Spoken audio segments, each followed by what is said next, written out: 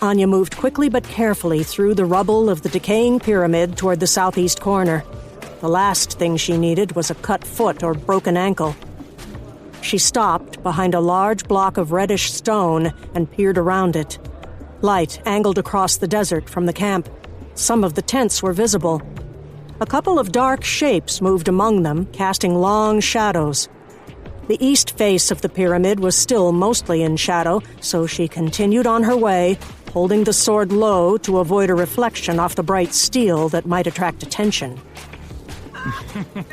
She flattened her back against the rough stone when she heard voices. A soldier came around the corner ahead of Annja, dragging a woman by her hair. He threw her into the sand, took a cigarette from his mouth, and flicked it away. The smoke he blew out glowed briefly in the light before it dissipated. He put his hands on his hips and stood over the cowering form before him. The sword's grip tingled in Annja's hand, demanding action.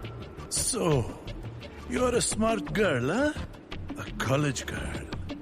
When he didn't get an answer, he prodded his victim with his foot. Answer me. You're an educated woman, yes? I guess so. You guess? You don't know? Maybe you're not so smart after all, yes?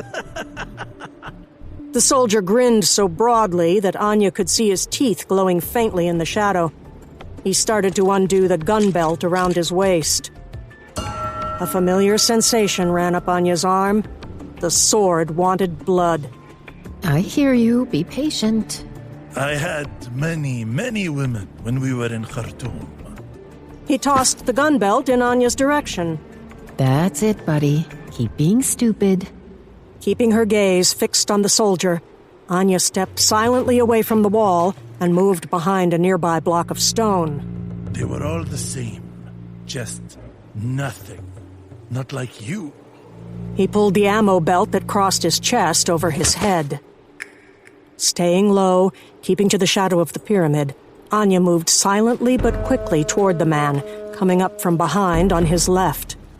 You are different. A smart girl. An American girl. He started to undo his trousers. What will it feel like to take you, I wonder? Will it be different? Or are you just another nothing? Annja stepped directly behind the soldier just as his pants dropped to his ankles.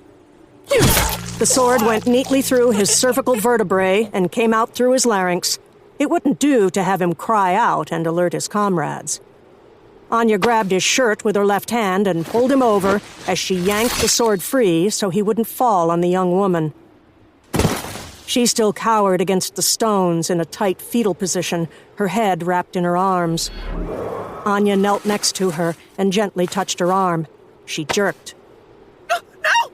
Shh. You're okay. The young woman looked up, eyes wide with confusion. Annja had seen her around the camp, a pretty African-American grad student from somewhere in the Midwest. What's your name? Caden. Caden, I know you're scared, but I need you to be calm. Tell me where they're keeping the others. Caden was shaking hard, but she pushed herself up and nodded. In the equipment tent. My team. What about the security guards? In the field lab. Okay, I want you to stay here where you'll be safe. Don't come out or make a sound until I let you know, okay? Okay. Then Caden saw the body a few feet away. She grabbed Annja's arm hard. He's dead. He can't hurt you. What? Caden, let go of my arm. Move down that way if you want to get away from him.